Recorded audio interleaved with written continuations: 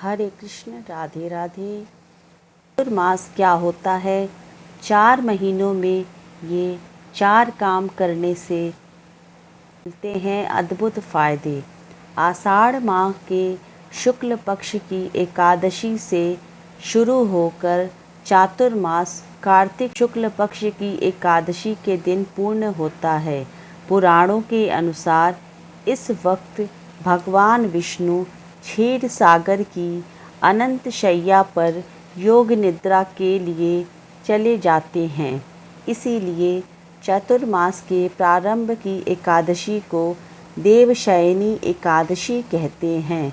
इस चौमासे के अंत में जो एकादशी आती है उसे देव उठनी एकादशी कहते हैं, क्योंकि यह समय भगवान के उठने का समय होता है।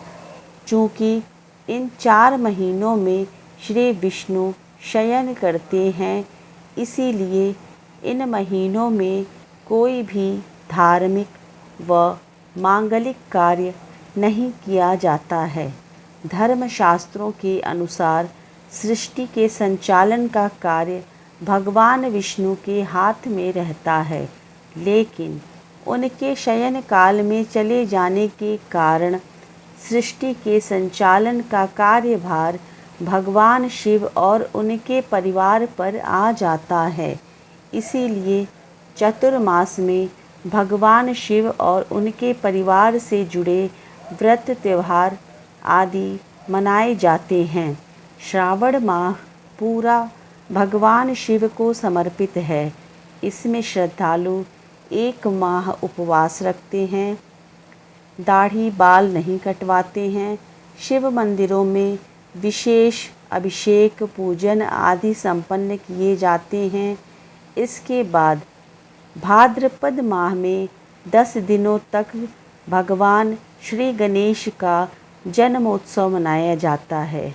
इसके बाद अश्विन माह में देवी दुर्गा की आराधना शारदीय नवरात्रि के जरिए की जाती है। चातुर्मास का महत्व केवल धार्मिक ही नहीं है, बल्कि वैज्ञानिक दृष्टिकोण से भी ये 4 माह खान पान में अत्यंत सावधानी बरतने के लिए भी होती है। ये 4 माह बारिश के होते हैं। इस समय हवा में नमी काफ़ी बढ़ जाती है, जिसके कारण बैक्टीरिया, कीड़े, जीव जंतु आदि बड़ी संख्या में पनपते हैं। सब्जियों में, जल में बैक्टीरिया पनपने लगते हैं। खासकर पत्तेदार सब्जियों में कीड़े आदि ज़्यादा लग जाते हैं। इस लिहाज से इन 4 माह में पत्तेदार सब्जियां आदि खाने की मनाही होती है। इस दौरान शरीर की पाचन शक्ति भी कमज़ोर हो जाती है। इसलिए संतुलित और हल्का सुपाच्य भोजन करने की सलाह दी जाती है। चतुर्मास में जरूर करें ये 4 काम। पहला, व्रत। शास्त्रों के अनुसार इन 4 महीनों में व्रत और पूजा पाठ का बहुत महत्व होता है। सावन में भगवान भोलेनाथ की विधि विधान से पूजा की जाती है। सोमवार का व्रत रख शिव जी की विशेष कृपा पा सकते हैं। भाद्रपद में भगवान गणपति और कृष्ण जन्माष्टमी पर पूजा और व्रत किए जाते हैं। अश्विन में माँ दुर्गा का आशीर्वाद प्राप्त करने के लिए नवरात्रि के व्रत रखे जाते हैं। कार्तिक में माँ लक्ष्मी की पूजा कर धन में वृद्धि की कामना की जाती है। इन 4 माह में पाचन शक्तियाँ भी कमज़ोर हो जाती हैं। ऐसे में व्रत करने से व्यक्ति सौभाग्य के साथ सेहत में भी लाभ होता है। तप। चतुर्मास से वर्षा ऋतु का आरंभ हो जाता है। ऐसे में बदलते मौसम से शरीर में रोग प्रतिरोधक क्षमता कमज़ोर हो जाती है। इसलिए एक ही स्थान पर रहकर तप करना फलदायी होता है। साधुजन भी इस अवधि में यात्रा का त्याग कर अपने स्थान पर ही तप और साधना करते हैं। तीसरा, संयम। चतुर्मास के दौरान मौन रहने की सलाह दी जाती है। इन 4 महीनों में देव सोने के बाद तामसिक शक्तियों का प्रभाव बढ़ जाता है। माना जाता है कि इससे व्यक्ति गलत रास्ते पे जाने की संभावनाएं बढ़ जाती हैं। मौन रहने से व्यक्ति ऊर्जावान बनता है और मानसिक शक्तियों में भी बढ़ोतरी होती है। चतुर्मास में भूमि पर सोना उत्तम माना जाता है। दान। चतुर्मास में दान विशेष रूप से फलदायी होता है। इस दौरान अन्न, फल, वस्त्र, दीप, तिल, जूते, छाता आदि का यथाशक्ति दान करने वाले की अक्षय सुख की प्राप्ति होती है। व्रत, भक्ति और शुभ कर्म के 4 महीनों को हिंदू धर्म में चातुर्मास कहा गया है। ध्यान और साधना करने वाले लोगों के लिए ये माह महत्वपूर्ण होता है। इस दौरान शारीरिक और मानसिक स्थिति तो सही होती ही है, साथ ही वातावरण भी अच्छा रहता है। चातुर्मास 4 महीने की अवधि की होती है, जो आषाढ़ शुक्ल एकादशी से प्रारंभ होकर कार्तिक शुक्ल एकादशी तक चलता है। इन 4 माह में यह चीज़ें नहीं खानी चाहिए।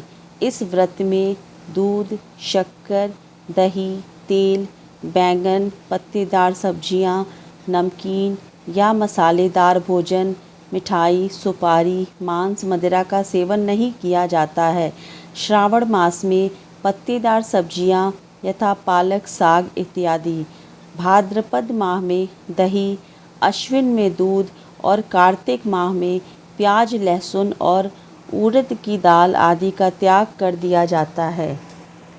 इस दौरान फर्श पर सोना और सूर्योदय से पहले उठना बहुत शुभ माना जाता है। उठने के बाद अच्छे से स्नान करना और अधिकतर समय मौन रहना चाहिए।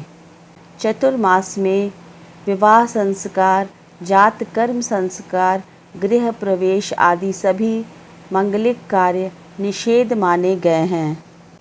चतुर्मास में क्या करें? चतुर्मास में हमें जिस तरीके से हम अपना पूजा पाठ करते हैं, अपने ठाकुर जी की सेवा करते हैं, जिस भी अपने इष्ट देवी देवता की पूजा करते हैं, अपना विधि विधान से वो पूजा पाठ करते रहें। आप चाहे तो शिव महापुराण का पाठ कर सकते हैं, श्रीमद् भागवत का पाठ कर सकते हैं, रामायण का पाठ कर सकते हैं या फिर श्रवण कर सकते हैं। धर्म कर्म करें, दान करें। चतुर्मास में ही भगवान शिव का सबसे प्रिय महीना सावन आता है, इसलिए भगवान शिव और शिव परिवार की विधि विधान से पूजा करनी चाहिए। इससे शिव परिवार की असीम कृपा प्राप्त होती है। चतुर्मास का महत्व इसलिए ज़्यादा बढ़ जाता है क्योंकि कहते हैं कि चतुर्मास को उपासना एवं साधना करने से जातक को और समय की तुलना में ज़्यादा पुण्य कारक एवं फलदायी देता है। हिंदू धर्म के अनुसार ऐसी मान्यता है कि चतुर्मास के समय देवताओं के शयन का काल होता है, इसलिए इस समय हिंदू धर्म में कोई भी मांगलिक कार्य नहीं होते हैं। इसलिए चतुर्मास के आरंभ में जो भी एकादशी आती है उसे देवशयनी एकादशी कहते हैं, मतलब देवताओं के शयन काल का समय होता है। तथा चतुर्मास के समापन में जो एकादशी आती है उसे देव उठनी एकादशी कहा जाता है, मतलब कि उसे देवताओं के उठने की एकादशी कहते हैं। चतुर्मास के काल को व्रत विधियों का भी समय माना जाता है। धार्मिक व आध्यात्मिक दृष्टिकोण से देखें तो चतुर्मास में पृथ्वी के वातावरण में तमोगुण की प्रबलता कुछ ज़्यादा ही बढ़ जाती है। इसीलिए इस समय में हमें हमारी सात्विकता बढ़ाना आवश्यक होता है। इसलिए चतुर्मास में किए जाने वाले उपवास व व्रत विधियों द्वारा देवताओं की उपासना व आवाहन करके सत्य गुण को बढ़ाना चाहिए। चतुर्मास में व्रत रखने के बहुत लाभ मिलते हैं। चतुर्मास के दौरान दिन में केवल एक बार भोजन करना चाहिए। रात्रि के समय केवल फलाहार रखना उत्तम माना जाता है। चतुर्मास के दौरान इन 4 महीनों में ब्रह्मचर्य का पालन करना चाहिए। चतुर्मास के दौरान प्रतिदिन सत्संग करना चाहिए और सूर्य नमस्कार करना चाहिए। इन 4 माह में दूध, शक्कर, दही, तेल, हरी पत्तेदार सब्जियां, कंद, बैगन, नमकीन या मसालेदार भोजन, मिठाई, सुपारी, मांस, मदिरा व तेल से बनी चीज़ों का सेवन करने से बचना चाहिए। इसके अलावा शहद और मूली का भी सेवन नहीं किया जाता है।